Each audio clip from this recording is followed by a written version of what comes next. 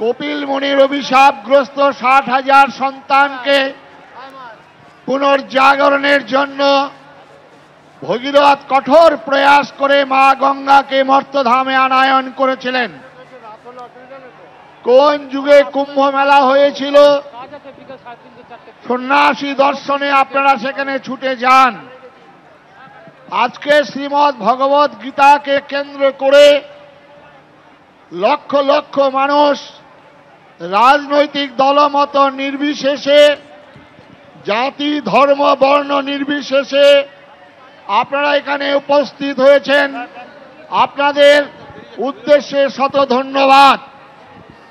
আমরা ভালো ব্যবস্থা হয়তো করতে পারিনি, একটু জল দিতে পেরেছিলাম। নিজের পকেটের পয়সা খরচা করে আপনারা কত কষ্ট করে এখানে এসেছেন সনাতনীদের একমঞ্চে দেখার জন্য। আজকে আপনাদের ধন্যবাদ। এটা রাজনৈতিক দলের সমাবেশ নয়, পেশি শক্তির সমাবেশ নয়, অর্থের প্রাচুর্য নয়। আমরা কয়েকজন ভিখারি সন্ন্যাসী আপনাদের আবেদন জানিয়েছিলাম। বাংলার ঘোরতর দুর্দিনে আমরা এখানে একত্রিত হয়েছি। আমার কণ্ঠে কণ্ঠে মিলিয়ে বলবেন, ত্রিশূল পিনাকধারী দক্ষ যজ্ঞ নাশকারী দেবাদিদেব মহাদেব কি, রক্ষ বংশ ধ্বংসকারী ধনুর্বাণধারী ভগবান রামচন্দ্র কি। হাতে নাও, যুদ্ধ করো। নিজের রাজ্য উদ্ধার করার জন্য সেই দিন পঞ্চ পাণ্ডবরা তাদের সন্তানদের বলিদান করেছিলেন কুরুক্ষেত্রের প্রাঙ্গণে।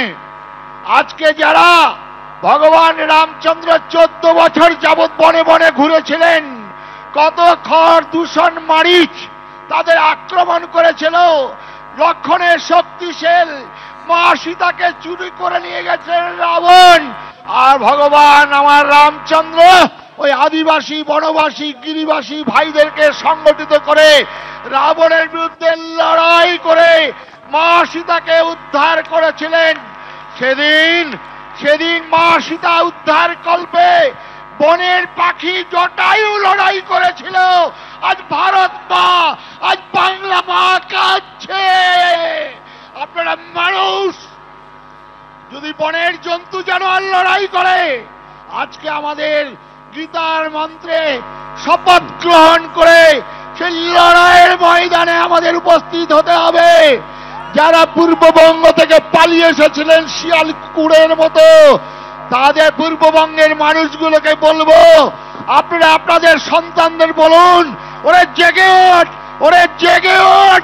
তোর পূর্বপুরুষের সেই রাজ্যটাকে ছিনিয়ে নেওয়ার জন্য এক হাতে অস্ত্র, এক হাতে শাস্ত্র, এক হাতে অস্ত্র, এক হাতে শাস্ত্র। আমাদের দেবী দুর্গা, মা কালী, ওই রামচন্দ্র, দেবাদিদেব মহাদেব সবার হাতেই অস্ত্র। এই মহাশক্তির সাধনা করিয়া তুমি দুর্বল হইবে। আচার্য স্বামী প্রণবানন্দজি মহারাজ বলছেন, যে ধর্ম নিজেকে রক্ষা করতে জানে না, যে ধর্ম শক্তি যোগায় না, সে ধর্ম হিন্দু ধর্ম নয়, কাপুরুষের ধর্ম, বীরুর ধর্ম। তাই আমাদের মা বোন লাঞ্ছিত হয়। আজ 5 লক্ষ কণ্ঠে গীতা পাঠের এই অনুষ্ঠানে রাজ্যের অনেক বিজেপির অনেক নেতা নেত্রীরা উপস্থিত হন, যার মধ্যে ছিলেন সুকান্ত মজুমদারও। এবং তিনি সেখানে গিয়ে বললেন যে গীতা পাঠের অনুষ্ঠান একত্রিত হওয়ার অনুষ্ঠানে পরিণত হয়েছে। পশ্চিমবঙ্গে হিন্দু ধর্ম সংস্কৃতি রক্ষা করা প্রয়োজন। আজ কেউ বলছেন 90টি আসনের কথা, এখন হিন্দুরাই পশ্চিমবঙ্গে পরবাসী।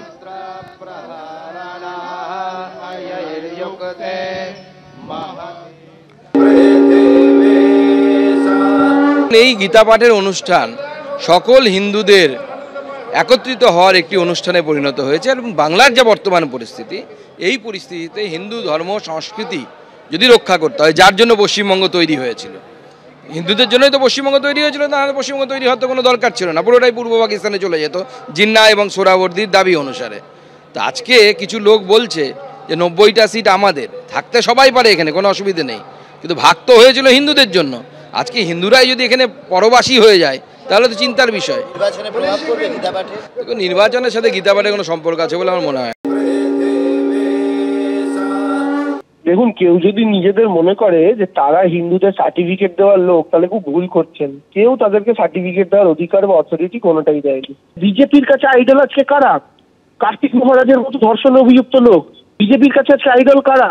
আসারাম বাপুর মতো ধর্ষণে অভিযুক্ত লোক, নরেন্দ্র মোদী যাদের সঙ্গে স্টেজে উঠে নাচতে দেখা গেছে। ফলে বিজেপি হিন্দু ধর্মটাকে সমস্ত ধর্ষক, সমস্ত রেপিস্ট, তাদেরকে আইডিয়াল মানে আদর্শ নিয়ে আমাদের হিন্দু ধর্মটার যে আসল গরিমা সেটাকে নষ্ট করার চেষ্টা করছে।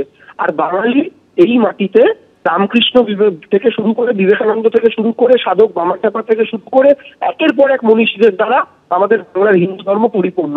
ফলে বিজেপি যদি মনে করে এইসব লোকেদের মঞ্চে বসিয়ে, নিচে কয়েক হাজার লোককে বসিয়ে গীতা পাঠ করিয়ে বাংলার মানুষ সেটাকে মনে করবে হিন্দু ধর্মের একটা সমাবেশ, তাহলে খুব ভুল করছে।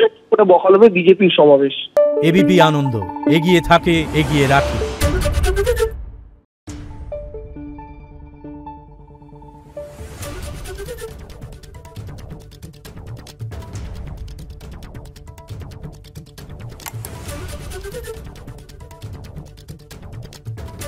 Thank you.